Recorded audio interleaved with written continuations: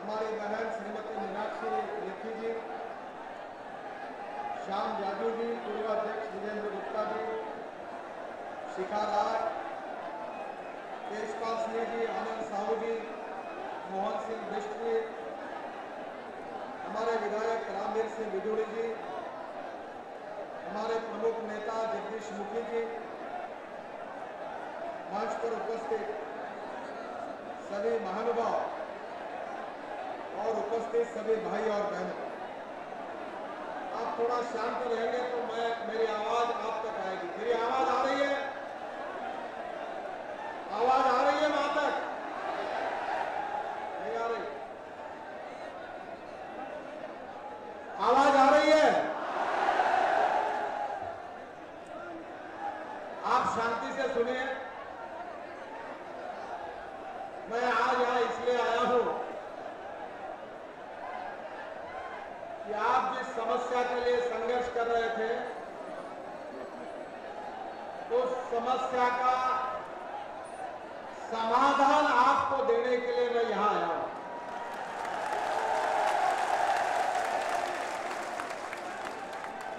मैं जब अपने शहर में, नागपुर शहर में एक छोटे बच्चे के रूप में मां के साथ जब गांव को जाता था, तो साइकिल रिक्शा में मेरी मां और बहन सीट पर बैठती थी और छोटी लकड़ी के कुर्सी पर, सीट पर मैं बैठता था। जब चढ़ाव आता था तो साइकिल रिक्शा चलाने वाला चालक उतरकर हमको जोर से खींचता था। तो आप यहां से भागो,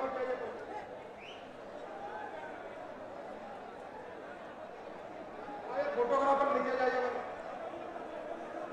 आप नीचे जाइए। मैं जब देखता था कि साइकिल रिक्शा चलाने वाला वो चालक, जिसके शरीर से जब पसीना निकलता था और जब चढ़ाव आता था तो बेचारा बड़े मेहनत के साथ खींचता था, वो चित्र देखकर मेरे मन में उसी दिन से उसके प्रति एक संवेदनशीलता मेरे मन में निर्माण हुई। जब मैं भारतीय जनता पार्टी का अध्यक्ष था, तब मैंने हमारे कार्यालय में पूरे दुनिया में इस रिक्शा को तैयार करने वाले सब डिजाइन में लेकर आया था। और मैंने दिल्ली में अनेक लोगों को ये कहा कि ये प्रथा बंद होनी चाहिए। आपको पता होगा कि हम सब लोग जिनके विचार दर्शन पर काम करते हैं, वो पंडित दीनदयाल उपाध्याय जी ने हम सबको अंत्योदय का विचार दिया। अंत्योदय का विचार देते हुए दीनदयाल उपाध्याय जी ने यह कहा कि समाज का जो सबसे आखिरी व्यक्ति है, जो शोषित है, पीड़ित है, दलित है, जिसके पास रहने के लिए मकान नहीं है, जिसके शरीर पर कपड़ा नहीं है, जो एक समय की रोटी नहीं खाता, उस आखिरी पायदान पर खड़े हुए व्यक्ति को आप भगवान के रूप में मानिए और उसकी निरंतर सेवा करते रहिए।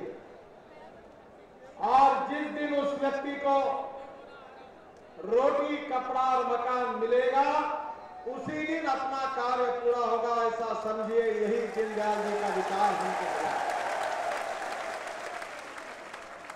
बहनों और भाइयों, आपके आशीर्वाद से गांव, गरीब, मजदूर, किसान का कल्याण करने के लिए देश की गरीब जनता ने एक चाय बेचने वाले गरीब के लड़के को हिंदुस्तान का प्रधानमंत्री नरेंद्र मोदी के रूप में बनाया।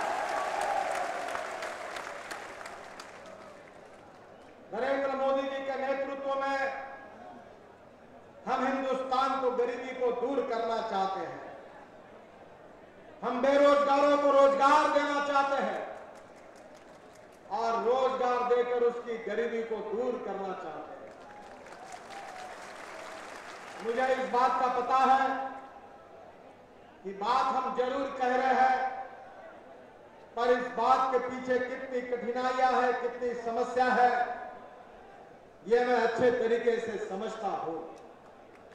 पर बहनों और भाइयों, में विश्वास के साथ नरेंद्र मोदी जी के नेतृत्व में हमारी जो सरकार दिल्ली में आई है, उस सरकार की ओर से आपको आश्वस्त करना चाहता हूं कि हमारी सरकार गांव, गरीब, मजदूर और किसान जो गरीब है उसके हितों के लिए सर्वोच्च प्राथमिकता देगी। यही हमारा विचार है।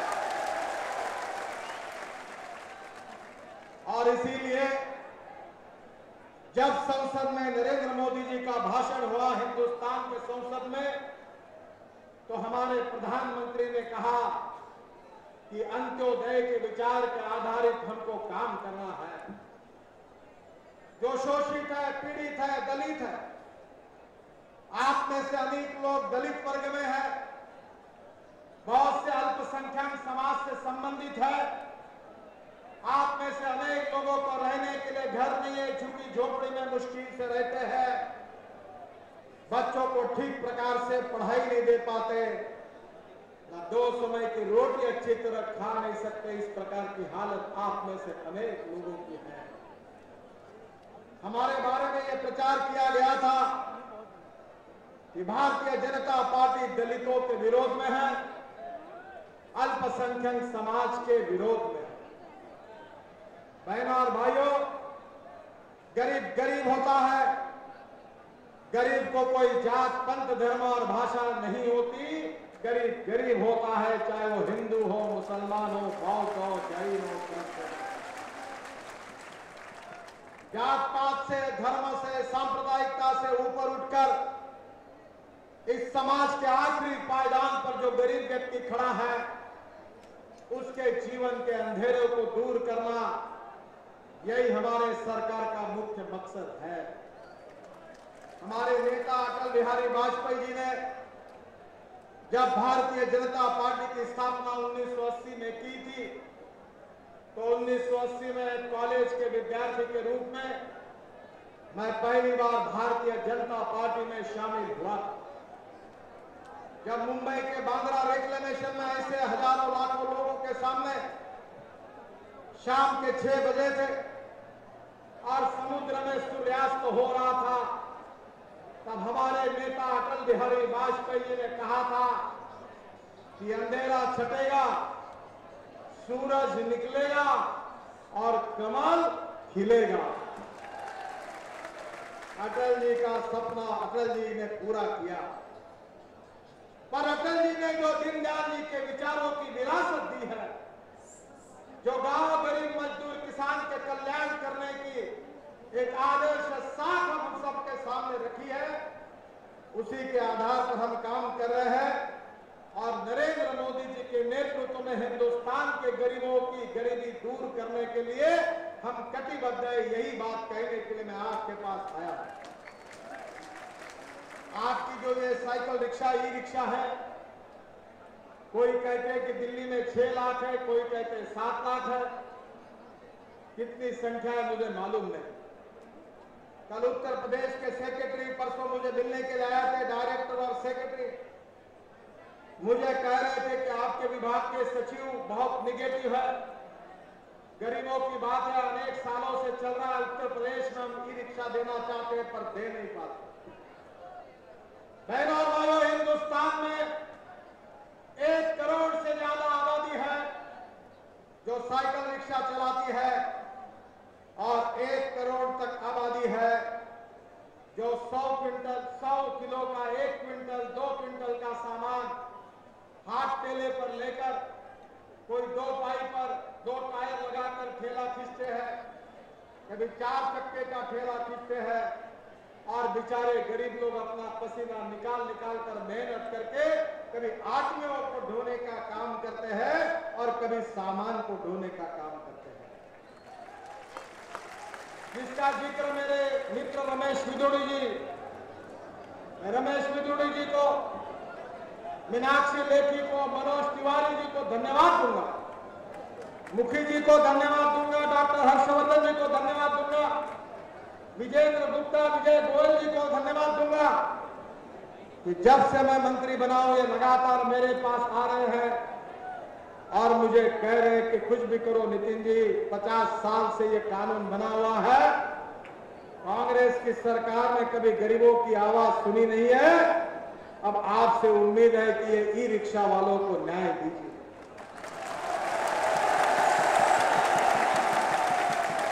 मैंने कहा आप चिंता करने का काम मत करिए। अब सरकार सेक्रेटरी के सलाह पर नहीं चलेगी, अब सरकार मंत्रियों जो पॉलिसी बनाएगी उसके ऊपर चलेगी। जब मैंने विभाग को पूछा तो उन्होंने कहा कि ये रिक्शा के स्टैंडर्ड्स पक्के करने पड़ेंगे।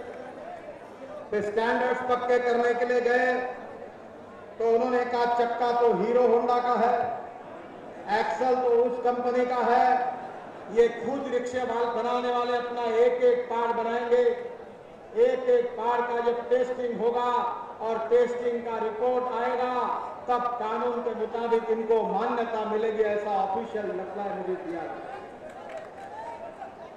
मैंने सबकी बात सुनने के बाद कहा कि अब सरकार ऐसी नहीं चलेगी। एक बात जरूर है कि दिल्ली के रिक्शा बनाने वालों को मेरा अनुरोध है और आपको भी मैं आह्वान करना चाहता हूं कि सस्ती की बात करके गंदी क्वालिटी का रिक्शा मत खरीदी करिए।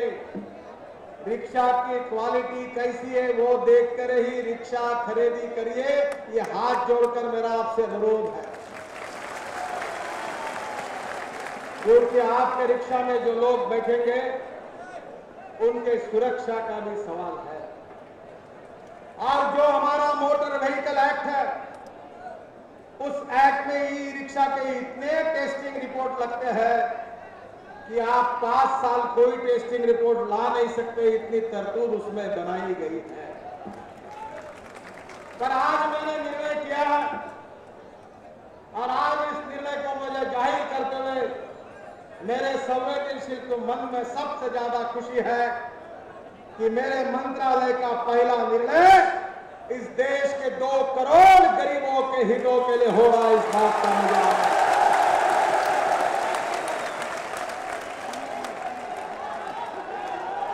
बहनों और भाइयों, आप तो केवल दिल्ली के रिक्शा वाले हैं, पर मैं सपना देख रहा हूं कि आने वाले 3 साल में जो रिक्शा चलाते पूरे हिंदुस्तान में, बिहार में, उत्तर प्रदेश में, महाराष्ट्र में, कर्नाटक में, बंगाल में, केरल में, तमिलनाडु में, चाहे बड़ा शहर हो छोटा गांव हो, आप सब रिक्शा चलाने वालों को राहत देने वाला निर्णय मुझे करना था। मैं अपने किए हुए निर्णय आपको बताने वाला हूं, शांति से सुनिए। पहला निर्णय मैंने किया है कि जो ई रिक्शा है, जो 0.65 वैट की मोटर जिस रिक्शा को लगेगी उसको मैं मोटर व्हीकल एक्ट से निकालने का निर्णय आपको दिया, इसलिए आपको कहीं जाने की जरूरत नहीं है।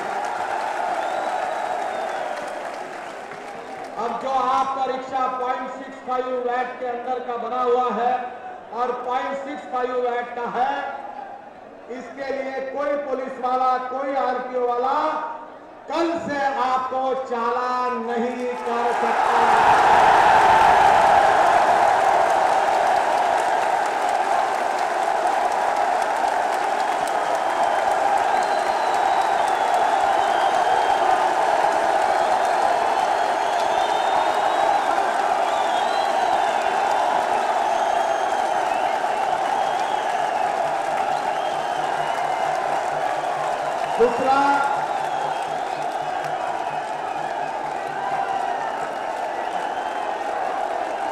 दूसरा निर्णय, आप शांति से सुनिए, थोड़ी शांति रखिए।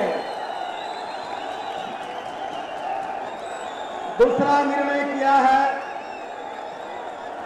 कि आपके इस ई रिक्शा में डिपार्टमेंट मुझे कह रहा था कि 2 से ज्यादा लोग बैठ नहीं सकते। मैंने कहा ये हो नहीं सकता, फिर 4 लोग बैठेंगे और पुलिस वाले और आरटीओ वाले लक्ष्मी दर्शन लेंगे। भारत माता की। नितिन गडकरी, नितिन गडकरी, नितिन गडकरी। दूसरा निर्णय किया है कि अब आप रिक्शा में 4 लोगों को बिठा सकते हैं और 4 के ऊपर बैठाने की कोशिश मत करिए। तीसरा निर्णय किया है कि इस रिक्शा में 25-25 किलो या 50 किलो का लगेज आप 4 सवारियों के साथ रख सकते हैं।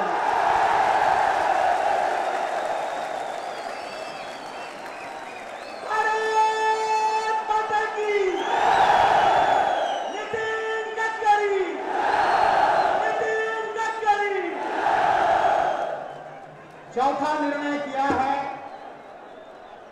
आपको किसी रजिस्ट्रेशन के लिए किसी राज्य सरकार के या केंद्र सरकार के दफ्तर में जाने की जरूरत नहीं है।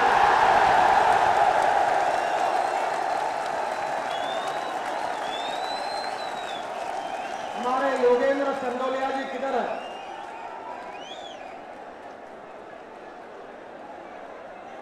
अभी दिल्ली के मेयर आपका कानून तय करेंगे। आपके रिक्शा का रजिस्ट्रेशन दिल्ली जैसे बड़े शहर में म्यूनिसिपल कॉरपोरेशन करेगी, लखनऊ कॉरपोरेशन करेगी, इलाहाबाद कॉरपोरेशन करेगी, नागपुर कॉरपोरेशन करेगी और बड़े शहरों से जगह इसका रजिस्ट्रेशन नगर परिषद में होगा। आपको किसी पुलिस और सरकारी दफ्तर में जाने की जरूरत नहीं है। भारत माता की। भारत माता की।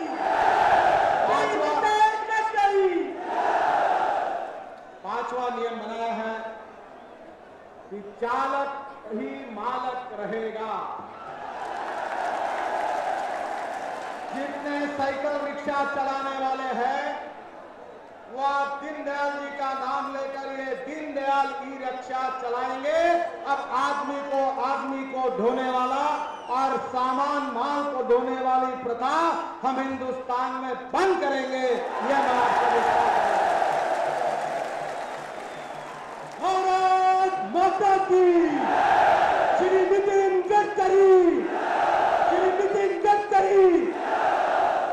जो चालक रहेगा उसके पास आइडेंटिटी कार्ड होगा और चालक ही मालक होगा। और जो चालक को मालक बनने के लिए बैंक से कर्जा लेना है, कल से सबको बैंक से कर्जा उपलब्ध होगा। भारत माता की। श्री नितिन गडकरी, श्री नितिन गडकरी।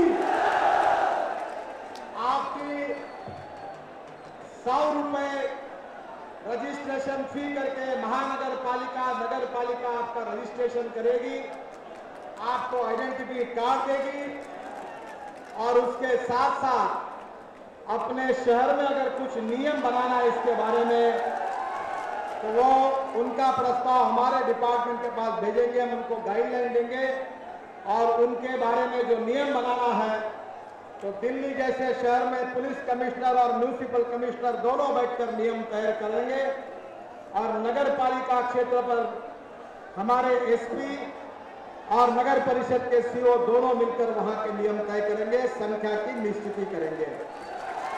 भारतीय जनता पार्टी, श्री नितिन गडकरी। इस ई रिक्शा का नाम जो आदमी को और माल को ढोने वाला होगा, इसका brand name Deendayal e rickshaw रहेगा। और मैं अर्थ मंत्री अरुण जेटली जी और प्रधानमंत्री नरेंद्र मोदी को यहां आने के पहले लेटर लिख चुका हूं और मैंने सिफारिश की है ये ई रिक्शा वाले गरीबों को केवल 3% ब्याज से कर्जा मिले और सुविधा मिले। भारत माता की। श्री नितिन गडकरी, श्री नितिन गडकरी। इस कर्जे के लिए 3% सालाना, साल भर का खर्चा 3% ब्याज, और ये कर्जा किसी प्रकार की गारंटी न लेते हुए गरीब व्यक्ति को मिले, इसकी सिफारिश मैंने की है। बहनों और भाइयों, मुझे बहुत खुशी हुई है कि मैं मंत्री बनने के बाद गांव गरीब मजदूर किसानों में मैं काम करता हूं, किसान का बेटा हूं और गरीबों के लिए काम करना यही मेरे जीवन का मिशन है। मुझे बहुत खुशी हुई कि नरेंद्र मोदी जी के नेतृत्व में दिल्ली में हमारी सरकार आई। हमारे संवेदनशील मन में जो आदमी को ढो रहे थे, माल ढो रहे थे, उनके बारे में जो संवेदनशीलता थी, उसने हमको प्रेरणा दी। आज आपका एक बहुत बड़ा काम हुआ है हिंदुस्तान के इतिहास में। ये दीनदयाल ई रिक्शा की योजना हिंदुस्तान के 2 करोड़ गरीबों को रोजगार देगी और उनका भला करेगी। मैं हृदय से आपके मार्फत दिल्ली के ही साइकिल रिक्शा चलाने वाले नहीं, तो हिंदुस्तान में साइकिल रिक्शा चलाने वाले सभी गरीब, हिंदू हो, मुसलमान हो, पिछड़े हो, कोई भी जात के हो, तो तमाम रिक्शा वालों को ई रिक्शा में आप आइए, अपने जीवन को बनाइए, अपना रोजगार खूब लीजिए और नरेंद्र मोदी जी के नेतृत्व में एक सुखी, समृद्ध, संपन्न, शक्तिशाली हिंदुस्तान बनाने के लिए सहयोग करिए। भारत माता की। श्री नितिन गडकरी। भाइयों, 1 मिनट तक ताली बजनी चाहिए, 1 मिनट तक ताली की गूंज बजनी चाहिए, 1 मिनट तक। श्री नितिन गडकरी, जोरदार तालियां, जोरदार। भारत माता की, भारत माता की। श्री नितिन गडकरी, भारतीय जनता पार्टी। मैं हमारे इस रिक्शा आज के इस कार्यक्रम के हमारे महामंत्री अनुज शर्मा को और हमारे सभी पदाधिकारियों को हृदय से बहुत बहुत धन्यवाद देता हूं। मैं आप सब मेरे गरीब भाई और बहनों के उज्जवल भविष्य की कामना भगवान के पास करता हूं।